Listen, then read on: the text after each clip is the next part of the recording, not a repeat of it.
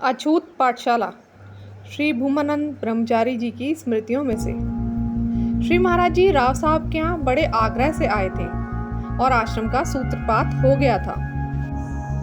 तभी श्री महाराज जी को पता चला कि भारत व्यापी छुआछूत का रोग रामपुरा में बहुत अधिक है और यहाँ अछूतों को न पक्के मकान बनवाने की आज्ञा है, न आभूषण पहनने की आज्ञा है, न कुओं पर चढ़ने की आज्ञा है और ना ही शादी विवाह में मिठाई बनवाने की आज्ञा है।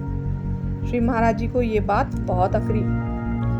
अपने ही भाई बहनों पर यह अत्याचार, अपने ही शरीर के एक अंग पर इतना अन्याय।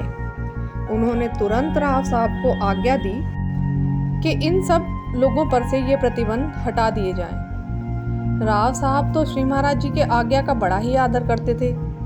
उन्होंने आज्ञा मिलते ही ये सब प्रतिबंध हटा दिए। रामपुरा के अछूत भाइयों को एक नए जीवन का दर्शन हुआ। पर क्या इतना उनके उद्धार के लिए पर्याप्त था? नहीं, इससे तो उनकी घुटन दूर हो सकती थी। सब दुखों का अंत नहीं हो सकता था। उसके लिए तो उसमें शिक्षा के प्रचार और प्रसार की आवश्यकता थी।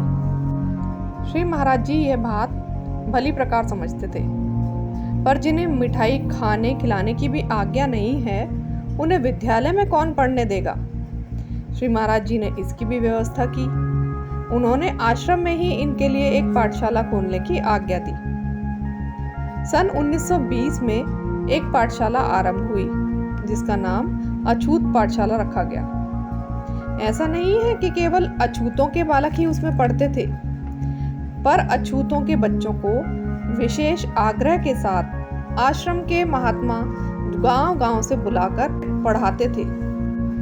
रामपुरा, कुतुबपुर और आसपास के अन्य गांवों के अछूत बालक भी इस अछूत पाठशाला में शिक्षा पाने लगे।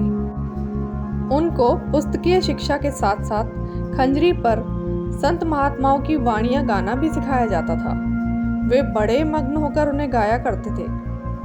अछूत पाठशाला की इस बाल मंडली ने ही प्रिंस ऑफ वेल्स भारत आने पर श्री महाराज जी की योजना से ब्रिटिश सरकार का दिल्ली में हजारों अछूत भाइयों को अहिंदू बनाने का षड्यंत्र निष्फल किया था।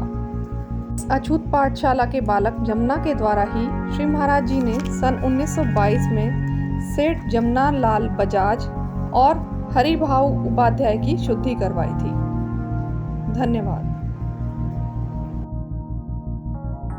आपके सहयोग से गुरु महाराज जी के संस्मरण उनके अनन्य भक्तों तक पहुंचाने का ये एक प्रयास मात्र है।